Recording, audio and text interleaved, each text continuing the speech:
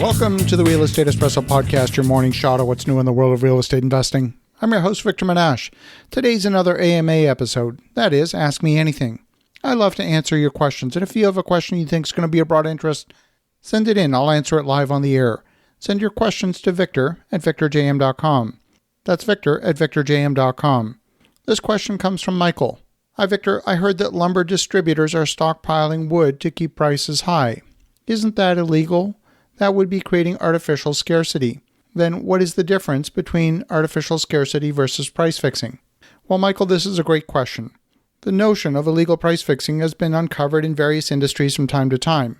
If it were happening, number one, it would be hard to detect, and it would require deep investigation of the type that only the FBI or the Justice Department could undertake. I spoke with a number of industry insiders, and I think I've figured out what is most likely happening. I'm hearing consistent feedback from multiple sources, which leads me to believe that the major source of demand is not only for new construction projects, but also to secure future supply of scarce inventory.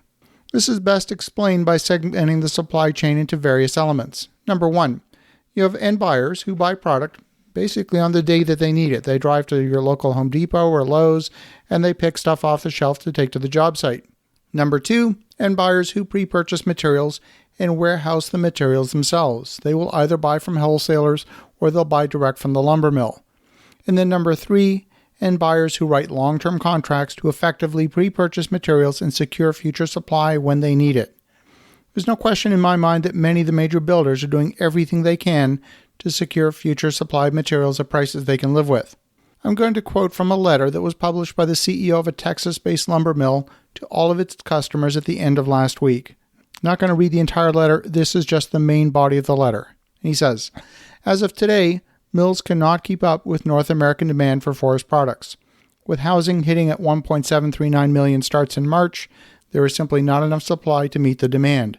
Additional capacity plans for the mills will probably not happen fast enough, and prices will continue upward pressure. Mills are currently 45 to 90 days out, and other items even longer. In addition, we're continuing to see 30 days or more in shipping delays for materials already ordered. The mills are struggling to find transportation for material that's already sold. Furthermore, the massive demand is causing the mills to raise prices by the day or by the hour. Prices have now exceeded anything thought possible, with no immediate relief in sight.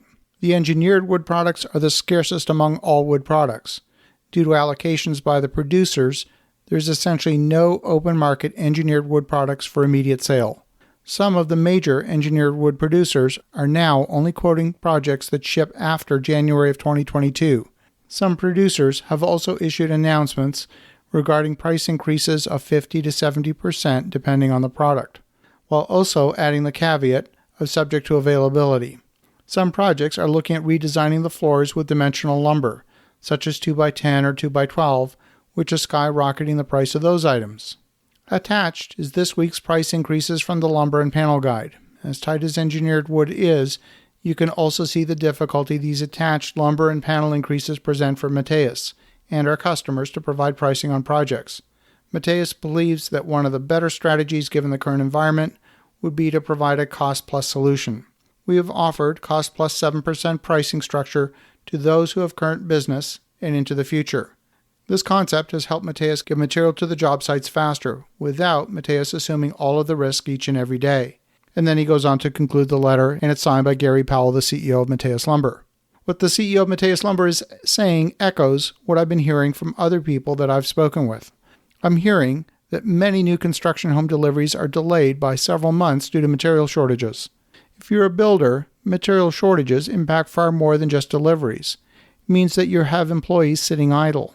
In my view, the acute shortage we're seeing is real to a degree, and it's been made artificially worse by a few companies with deep pockets buying up whatever supply exists in order to secure their supply. That's left the retail market and small players to fight over the few scraps that are left over. The prices are being bid up into the stratosphere in the commodities futures market as opposed to the lumberyard floor. Reports of lumber yards that are full of product don't fully comprehend that much of that product inventory has already been pre-sold to major home builders who have bypassed the traditional supply chain and purchased directly from the lumber mills. The wholesale market represents a small percentage of the industry overall, and no one wholesale channel represents more than 5% of the market overall. I'm personally not seeing any signs of inventory manipulation to result in price fixing. I'm seeing an industry scrambling to meet demand. I'm seeing transportation issues, and I'm seeing large inventory purchasing in order to secure supply. I'm also hearing noises that the U.S. is going to reduce tariffs on Canadian lumber from the current 20% to 9% in order to reduce the cost of lumber and to stimulate more sales coming from Canada to the U.S. Traditionally, Canadian lumber makes up about 30% of the U.S. supply of softwood lumber for new home construction.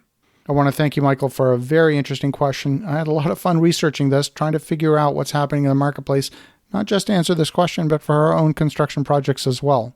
And for the listeners at home, as you think about that, have an awesome rest of your day. Go make some great things happen.